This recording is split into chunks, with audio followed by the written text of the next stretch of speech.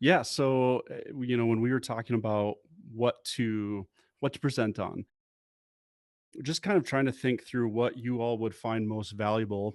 And instead of coming up with something helpful, I thought, why don't I just kind of talk through what my journey has been, and then like throughout that, what I'll do is I'll just have different kind of key lessons or things to call out, and then if you have any questions, feel free to hop in at any time. This is going to be pretty informal, or you can ask at the end as well. And I'm kind of an open book, so honestly, whatever you want to ask is pretty much cool with me. Yeah, the other thing I should warn you about is, as you can probably see from this presentation title, if you don't find that humorous, you're probably not going to like the next 45 minutes of your life, because I'll probably throw in some dumb jokes and dad puns and stuff like that. So let's get rolling. And for some reason my slide stopped or something, please interrupt me and let me know. So Okay. um, okay, so online, I've kind of become known as PPC Kirk, and we'll talk a little bit about that, just the idea of like personal branding and that as well. But I own Zato. It's a paid search agency in the giant megatropolis of Billings, Montana, which is not typically where you would think, someone kind of leading the charge on Google Tech and that sort of thing is.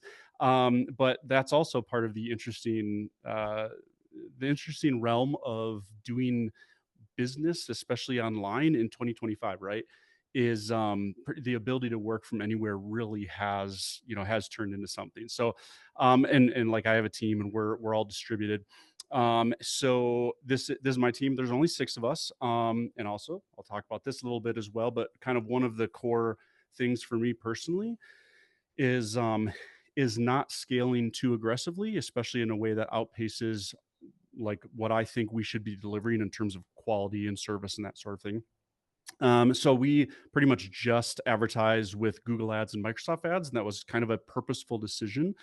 I had tried expanding services in the past, and for a variety of reasons to Facebook, we didn't. And feel free. We can chat about that at some point, but I'll get through some of this more introductory type stuff. Um, I would encourage you to read both of these, not just because they're mine, but also, hey, because they're mine. But there's kind of the marketing agency type thing, and this goes over a lot of what I've noted, just about kind of thinking through, hey, what if there's a different path beyond just building to sell and building to get as big as you possibly can. And then also the ponderings of a PPC professional. I first wrote, so this is actually already an updated version because I first wrote one in 2020. It was kind of the COVID era. I'd always wanted to write a book, and so that was kind of like, well, what else are we gonna do? So I picked up road biking and wrote a book during COVID, as probably everyone has their own things they did.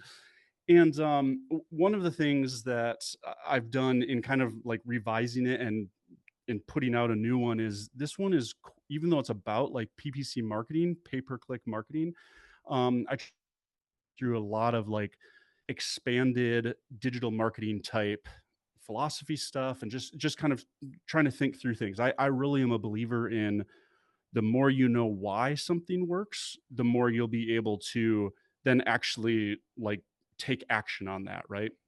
If you understand the why behind something, and that's kind of what philosophy is in a sense, right? It allows you to better understand what you're actually trying to do. And then like various entities online that I've tried to build as well, YouTube, blah blah blah. So quick, this is my family. That is also a part of my business journey and story. There's a lot of children here, and so that like influences how I run my business and how I look at work and all this sort of thing. So let me start by again, like I think what I'll do is just kind of walk through a little bit of the journey of like how I became a business owner.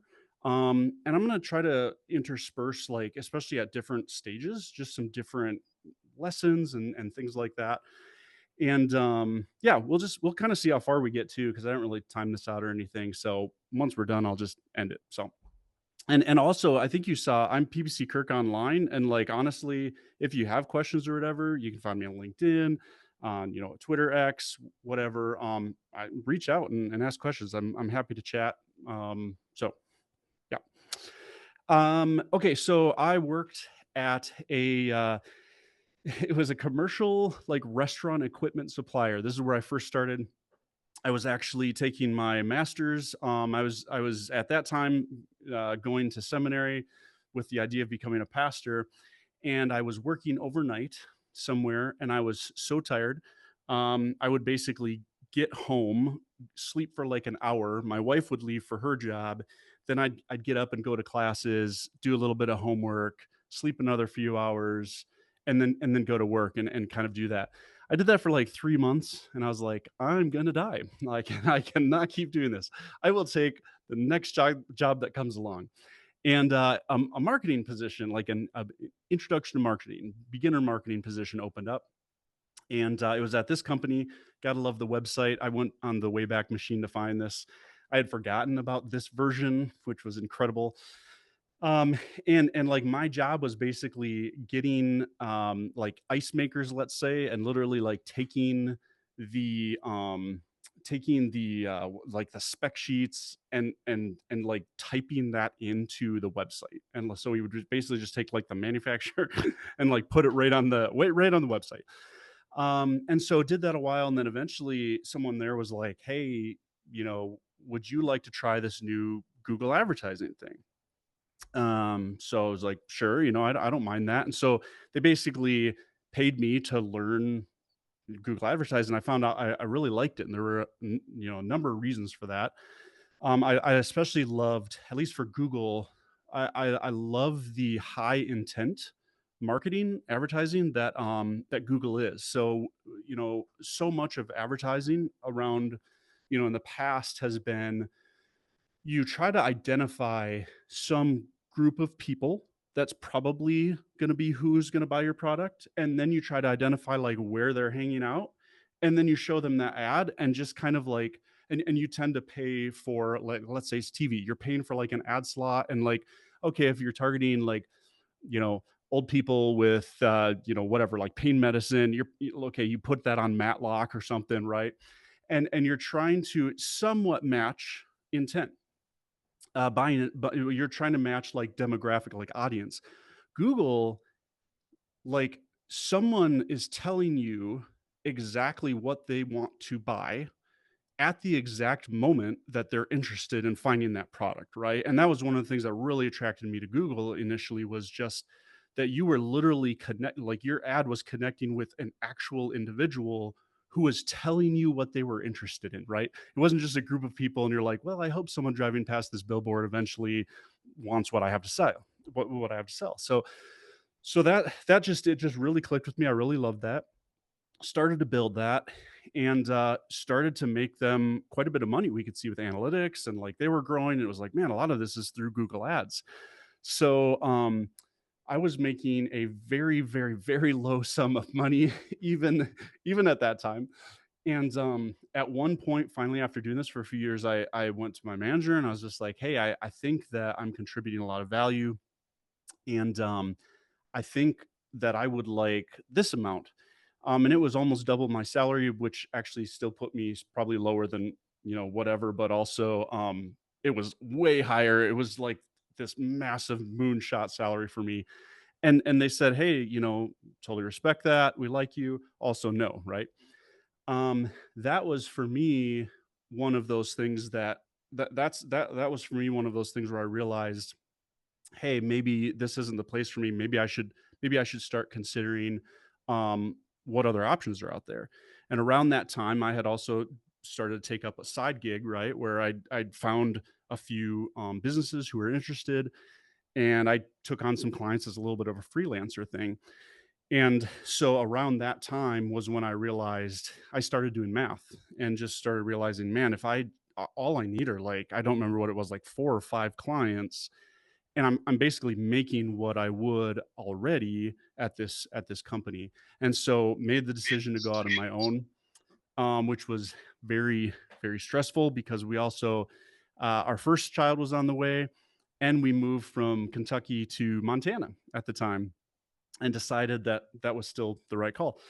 And so let's see. So a few things. Ironically, then later, by the way, so a couple years later, we ended up getting that business as a client.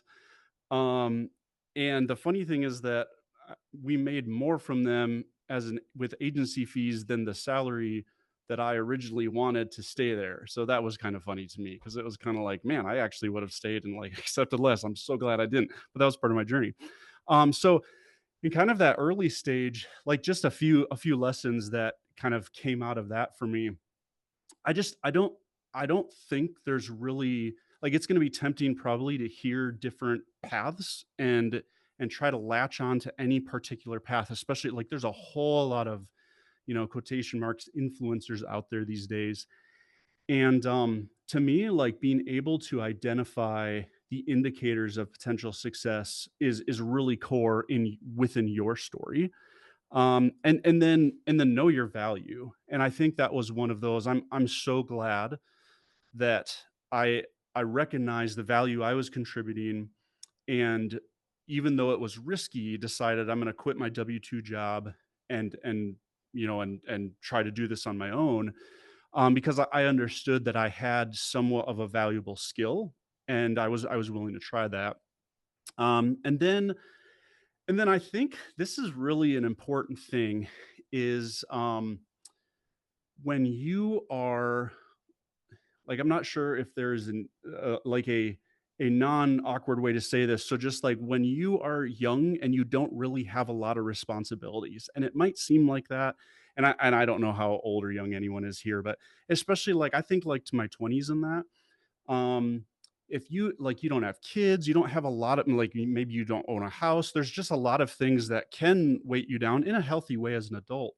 When you don't have those things, I think like don't overestimate your value and take that chance to learn all that you can, even if like you're living on ramen for a little bit sort of a deal, because to me it's part of that building thing that happens over time. And like learning a specific skill um that you can specialize in is just so incredibly valuable and crucial, and we'll talk more about that. But I just see one thing that we've seen in the last few years, again just speaking very bluntly, one of the things we've seen in the last few years in our industry are people who've actually begun to overestimate their value and their contribution, which is kind of interesting. And so they're asking for salaries that are above the actual skill level they possess. And I think there's some level like, hey, when you're first starting out, it's okay that you're not skilled. So rather than push too hard into like overinflating yourself or whatever, really become an expert in a skill. And so that might mean, getting into an agency, maybe making less money for a period or something, so that you actually do become really good at something. And then you have that actual skill. You have something that someone will pay you for. Um, and so then I went into my freelance consulting type years. And I think like there's a few like with everyone's journey, there's stuff that you do wrong and there's stuff that you do well, right? And so some of that is just like accepting that. That's the way we all are.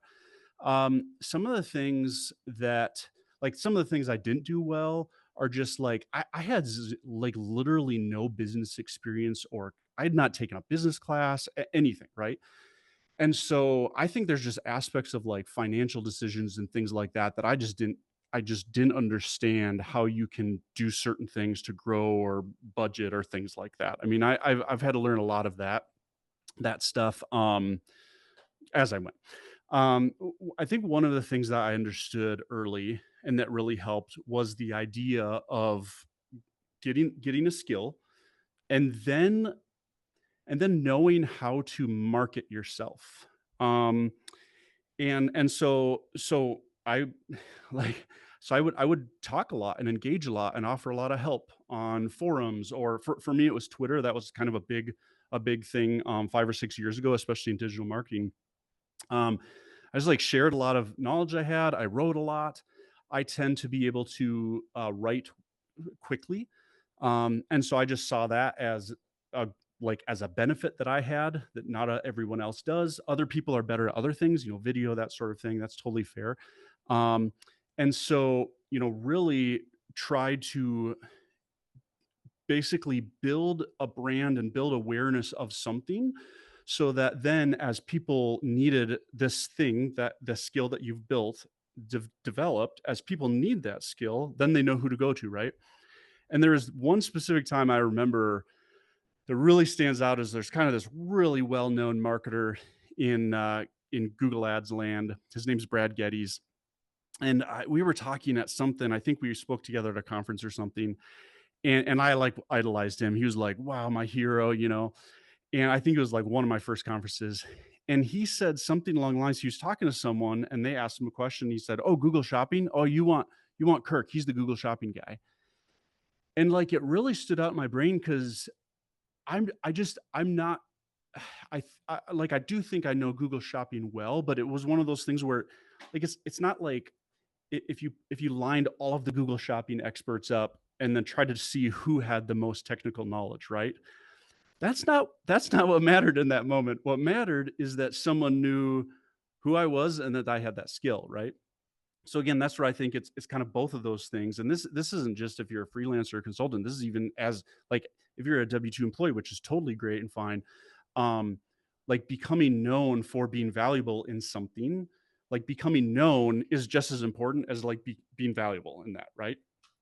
And so a few lessons kind of from this era would be like just like you're trying to think how to market a brand or a business or whatever it is.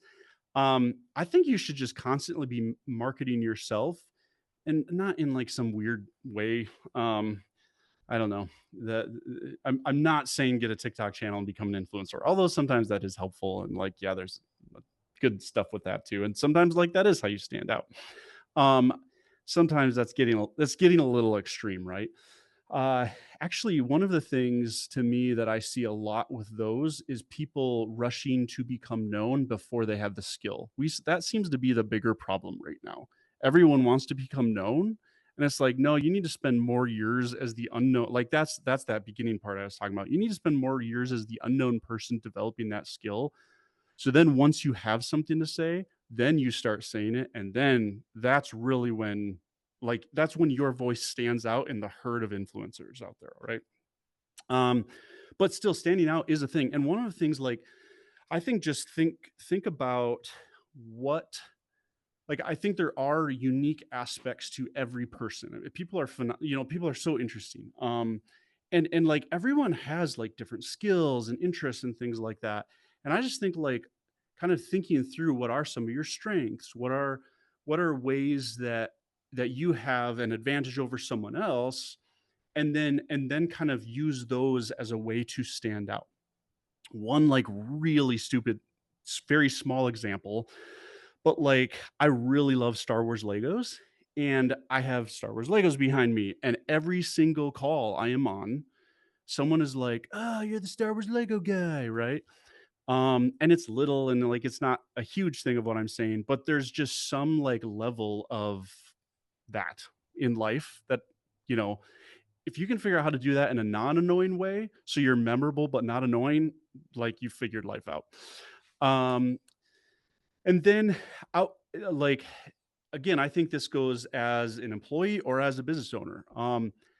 At least, okay, I'll say this is for me. I'm not sure what all business people are going into and stuff, but like right now, I think the ability to like out content everyone else, and what I mean by this is, um, one of the way that I became known was like I said before, just writing, and I realized at one point that I could outright everyone in terms of quantity. This is before ChatGPT and stuff like that too, which we'll talk about that if we have time. I think there are some things to be careful of with ChatGPT as well as the obvious positives. Anyways, and so just like what I found was good quality content. If you just stick with that and again become known for that, um, you're getting in front of people, and you're who they think of for that thing. And then let's see. So find the thing you like so you actually want to churn out content. I think this is not always super important. Yes, do what you love. Sometimes you do have to do what you survive to get to what you love, and that's fair.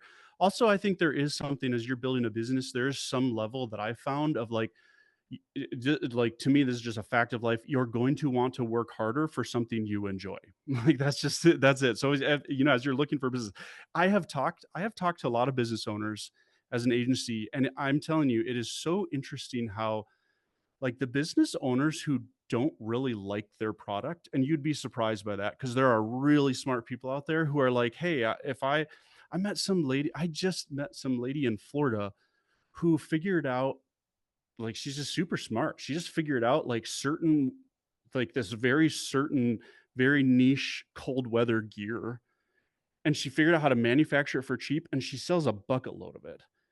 And she's in Florida. And I even asked her, I was like, you know, did you come from the north? She's like, no, I just did some research. But like she has zero interest in that.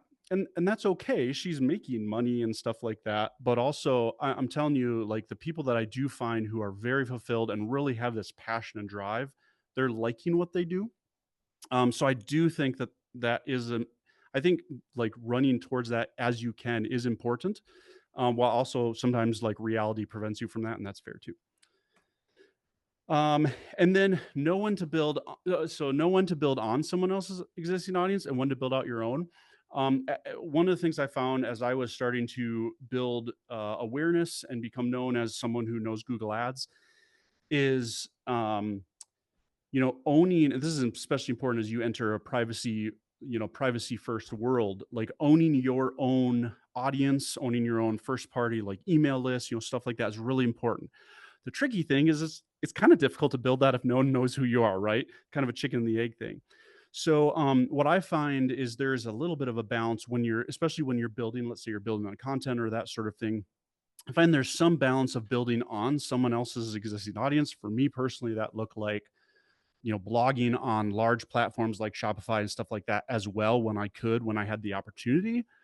And that actually expands your audience to people who are interested. So then you can also build on your own and start building those together. But you kind of need to do both. So I don't know. Not sure if that's helpful, but that's the lesson I learned. And then um, here's a pet peeve of mine.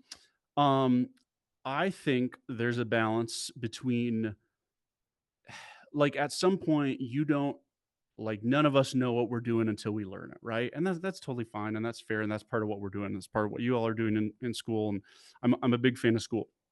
Um, the thing that really annoys me is there are people who will present themselves as experts when they're not, and that can actually have like real world damaging consequences, and it really bugs me because someone will be like, oh hey, I'm a super Google Ads expert, and then they'll go in and like cost some like small business owner who doesn't have a lot of money, like cost them thousands of dollars, like messing their account up, right?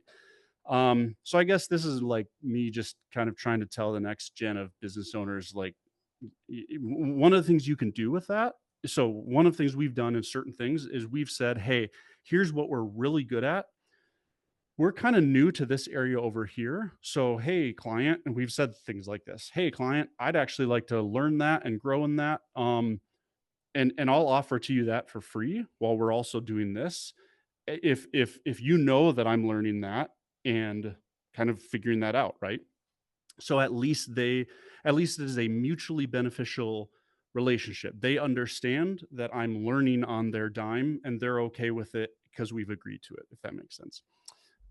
So one of those, again, like as a freelancer consultant, the reason I say this, sometimes I see people who are consultants who, again, they're putting the cart in front of the horse. They're acting like the expert until they actually have the skills and knowledge, and I just think that can be damaging. So again, back to my whole like actually become skilled and then become the expert. And then like so here's another thing.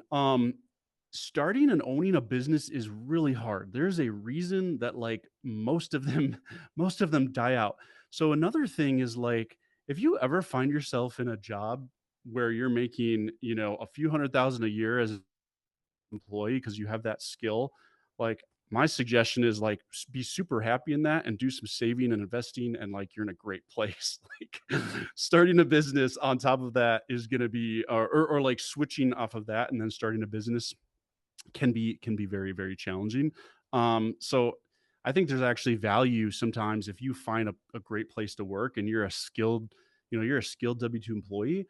I think there's an argument sometimes for remaining in that. On the flip side too, here's what I'll say on the agency ownership side, and we'll get to that in this next section. On the agency ownership side, when you actually have employees, and if you find that highly skilled person that you really like keep them. You will you it is so expensive to go try to find someone else, just because maybe you didn't pay them enough, or whatever reason. We can talk into some of the ways that I've tried to do that with ours. Um, anyways, and then yeah, and then finally, like you've probably heard this before, but it honestly is true. Like the overnight success stories, that is again because of the building and the building and the building over years until someone finally like all of a sudden everyone looks around, they're like, oh hey, that that company or whatever it is really big and important. And even if that company just started, the people who founded that probably like failed 7 times or something like that, right?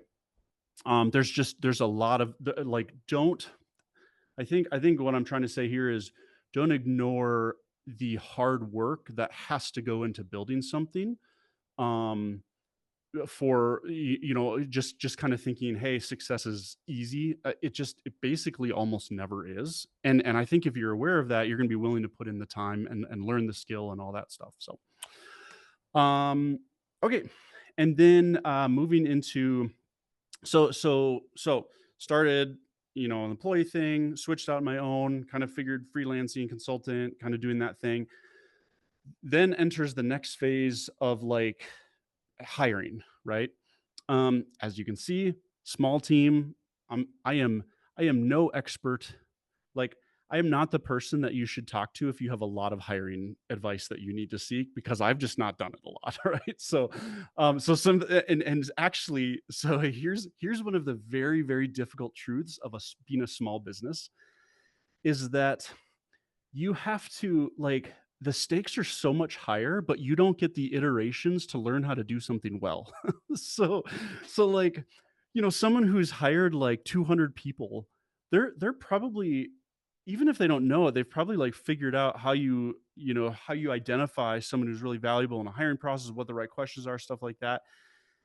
Like when you're running your own business, no matter what it is, agency, or maybe you're going to start an e-commerce brand or whatever it is, um, like you also have all this other stuff that you have to do. In fact, that stuff has nothing to do with hiring. It's like whatever you started your business to do, and then all of a sudden you have to learn all of this other stuff, which again is my point about how small business ownership is, business ownership is hard, because you kind of, in order to make a business work, especially in the early years, unless you have just a ton of funding, and that has tons of issues that you want to think through, then what you're doing is you kind of have to almost be this like quick expert at everything, right?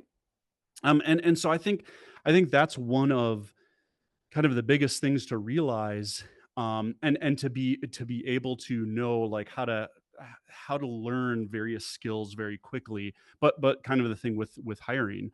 um and so a couple of things as I kind of think through this. So so I talked about, like, let's say you went down my path and you like became a freelancer consultant, and you're getting people who know you're aware of a skill and stuff like that. What I found then is you're good at that skill, people want to hire you for that skill, and then all of a sudden you start hiring people, but like the clients are like, well, no, we heard about, we heard about you. We want you to work on our account, not this other person that I don't know, right? And so I think there needs to be some sort of purposeful, intentional work in that situation to also begin highlighting the brand you're building and not just the person or the product or whatever it might be. I think there are ways to do that well. Some of those like that we've tried over the years is even just to start changing, like when we would get a client prospect, and so then we would give maybe a discovery audit. even if I would do the audit, I wouldn't say like it wasn't Kirk doing this audit. It was Zato, like it was we. I mean, I think there's various ways that you can build trust. Um, yeah. So that's one kind of interesting thing. In terms of hiring, this is probably the number one thing that I would say about hiring, even though I've only done a few. Um, you you can teach skills, you can teach knowledge in a product, you can teach that stuff. You absolutely cannot teach these three really important things, and that is curiosity, commitment, and common sense.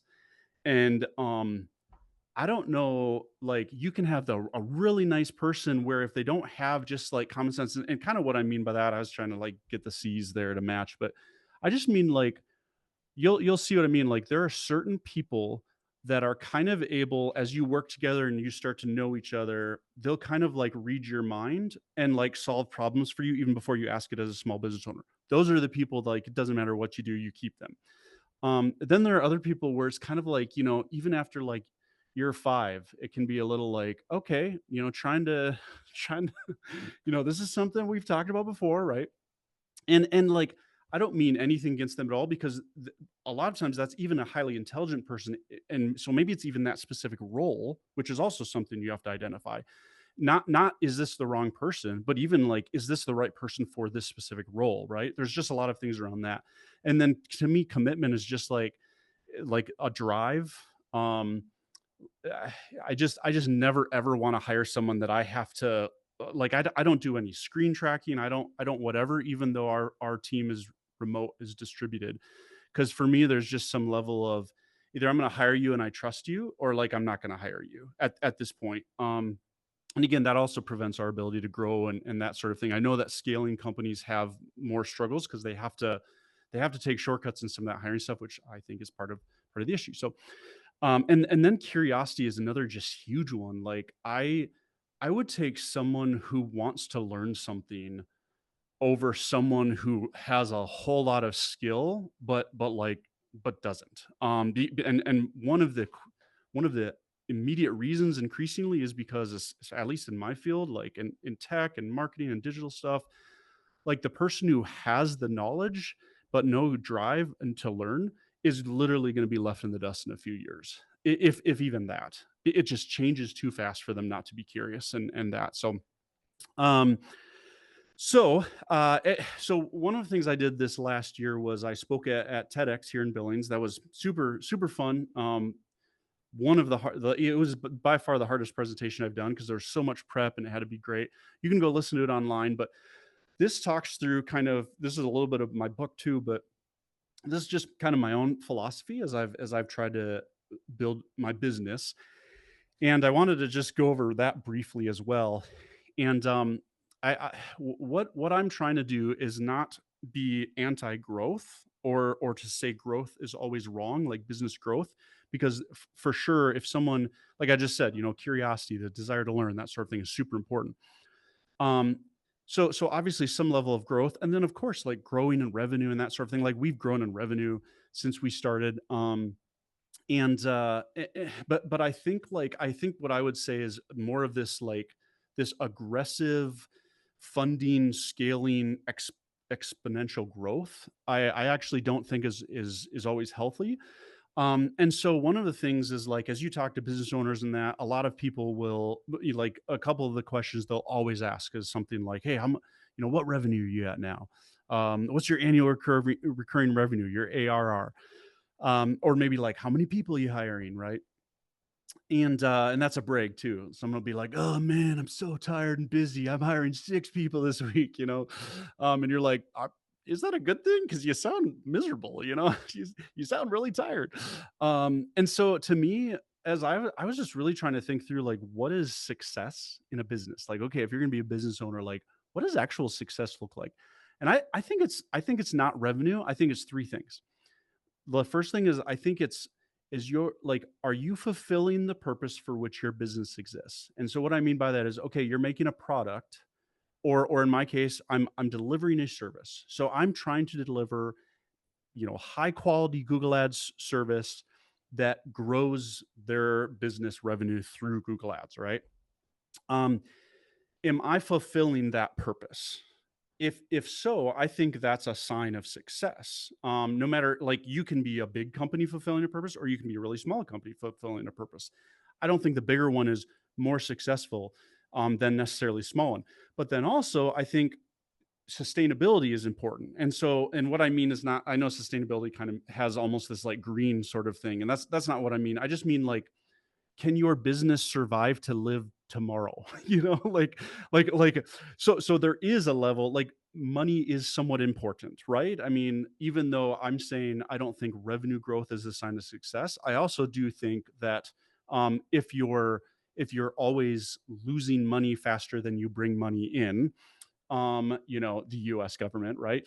Then, like, I don't think that's sustainable. At some point your business is not going to work. At some point something's going to harm that. And then so again, like, size isn't really important there. It's just like, man, hey, the local sandwich shop, they're profitable, they're fulfilling the purpose for which their business existed. Sweet. I would say, like, great job, dude. Actually, no, he's a guy named Brian. I'm like, man, he's got a successful business. Who cares if he doesn't have 20 chains? And then here's the third one that I actually think is the most missed and maybe the most important. I just I do not think you have a successful business if you hate it, or if your family hates it.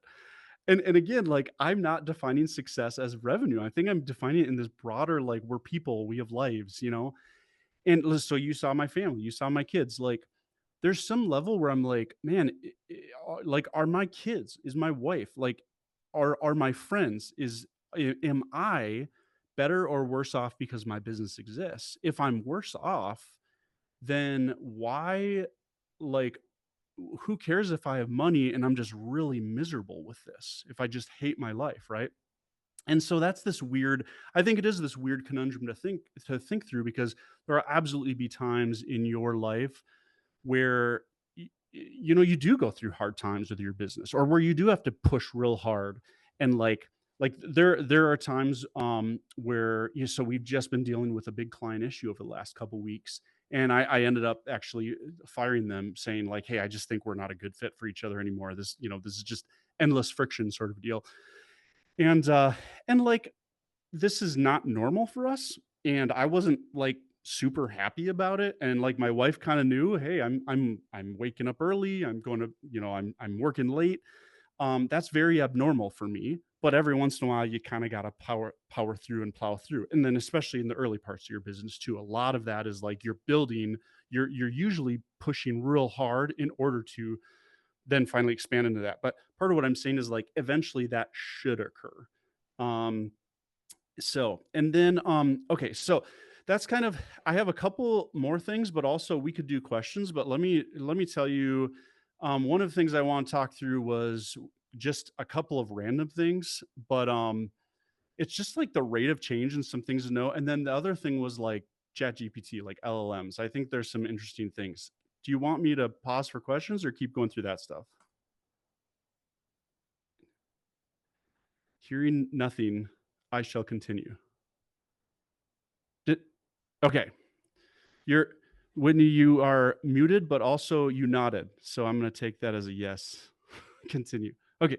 Cool. Go. Yeah, let's Okay. So go let me, ahead. If I'm specifically interested in ChatGPT, but what you have to say here looks very interesting. So cool. if any students want to pop in with a question, please feel free. Yeah. Okay. Hearing none, I will continue. Okay. So one of the biggest struggles right now with anything digital or tech, I think, is the rate of change. And the way I like to describe it to people is, I just don't think people fully understand. Like, it's not like, I understand. I have relatives in, like, healthcare stuff, and things change there a lot. There, especially like insurance stuff. There's a lot of things, regulations, but like the core of it is the same, typically. Um, and like, that is not what working in tech and digital is like. It's more, I like to say, it's like you're a mechanic on a car, and like every year it's the amount of change as if all cars went from gasoline to electric engines, and you're trying to figure out how, like, an electric motor as opposed to a gasoline engine works and how you service that. but that endlessly happens like annually, right? And so a couple of thoughts just to be aware of that is like that's really hard. Okay. It's really hard to do and it's tiring. But what I've found is that endless change, there like literally it's endless opportunity. Um Look for whenever you see people complaining, especially a group of people, and you hear them talking about how there's something that's not solved, I like your ears should start being aware of and listening for that as an opportunity. So whenever someone is just like as an example in my sphere, Google Analytics changed, overhauled like a year ago to GA4. It's absolutely terrible. At least that's what the vast majority of us think, as from what I've seen at least. And again, that's just one of those where it's kind of like, man, there were a lot of people when that switch happened too, who hopped in with kind of like switching sort of details. Anyways, I'll keep moving, and then like this really is an important warning. If you're entering a place with high rate of change, again, the whole like if you stop learning, someone's going to take your spot, and that is true. Yeah, I don't know. Let fear compel you, I guess. Okay, and then let's talk LLMs and ChatGPT. Okay, so yes, this is a ChatGPT generated image. Here's my take on LLMs. I think I think that there's two sides, and so I absolutely agree and think that like being able to utilize a large language model. Google Gemini, ChatGPT, like DeepSeek is out now, Grok, right? There's all of these. I think the ability to utilize those well is absolutely going to like propel people forward. There's a guy I follow in e-commerce, very well known. He runs a nine-figure brand, and he's talking increasingly about like people that he talks to who are running like eight-figure brands with like I mean I don't remember the exact details, but like eight-figure brands with three people or something like that, right? Because they're beginning to think creative ways using a lot of AI and that sort of thing. This is not technically AI, but for the sake of that's what the public calls it, sure. Um, so like absolutely figuring out how to use that is crucial. I'm starting with my kids. My oldest is 14. Like I walk him through prompts that I use at work and stuff, just like kind of getting him into the mindset of, hey, here's some ways you could do this. You could think through using this. Here's the flip side. So first of all, if you're using an LLM for something that you don't actually know, you're not going to know when it's wrong. And that's going to be really obvious. And the frustrating thing about LLMs is that sometimes they're right and sometimes they're wrong. So then that's why it's so hard. They're never always right and they're never always wrong. And so I think absolutely the way to use LLMs is by having existing knowledge and expertise and then using it as like this like assistant, virtual assistant. And that's what I've like our team is starting to do that a lot in saying, okay, I have all this knowledge and I need this very specific task and like please bulk do this and then like prompting it until it gets the right thing. um, that is where I think I see a lot of success, not really like coding is an example. Increasingly like it's used for code, right? And it's super helpful. I've heard people, I can't code, I can't develop, I'm not a programmer, but people who use it who are like, wow, it helped me troubleshoot this code, right?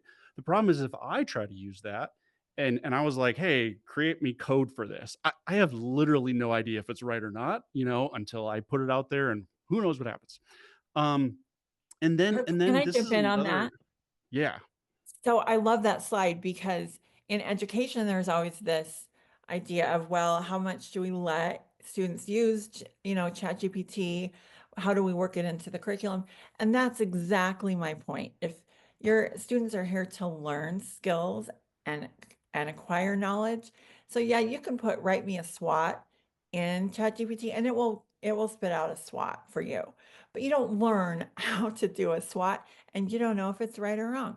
So you've done your homework assignment, but you gained no knowledge, and you won't be able to apply that to a job because you haven't actually learned Mhm. anything yet. And again, like you said, you don't know if it's wrong or right. Yep. And I think, and this, so this is actually my last slide, but this is exactly making the point you're making. And I think it's really crucial to understand this. Like um this isn't just like people who didn't grow up in the era of chat GPT who are like, old man shakes his fist at the moon, it like, so you like, here's my lesson. You may get to point C by skipping point B, but without having done point B yourself, you're not going to know how then to go on to get to D. All right, that's super convoluted, but No, the idea exactly. being, 100% agree. yeah, yeah, yeah. The idea being like at maybe it's like how calculators and math were in the old days, right? Where um like at some point our students do need to understand the basics of how math works. And then at some level, like, yeah, calculators can fit in and get there and help you out. But then being able to understand that is then, especially for those who hire math and do all that stuff, they have that foundation of how this stuff works so they can actually go on to do that. And I just think it's really like I find that when I have to slog my way through something, that's actually when I learn a skill deeper. And one of my fears with LLMs is that they're going to remove that middle part in key ways.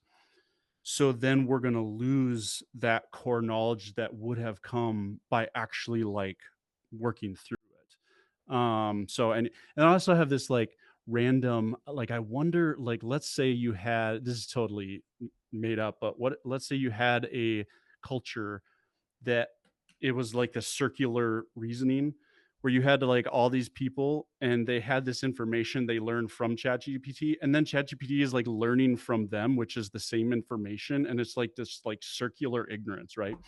I don't know.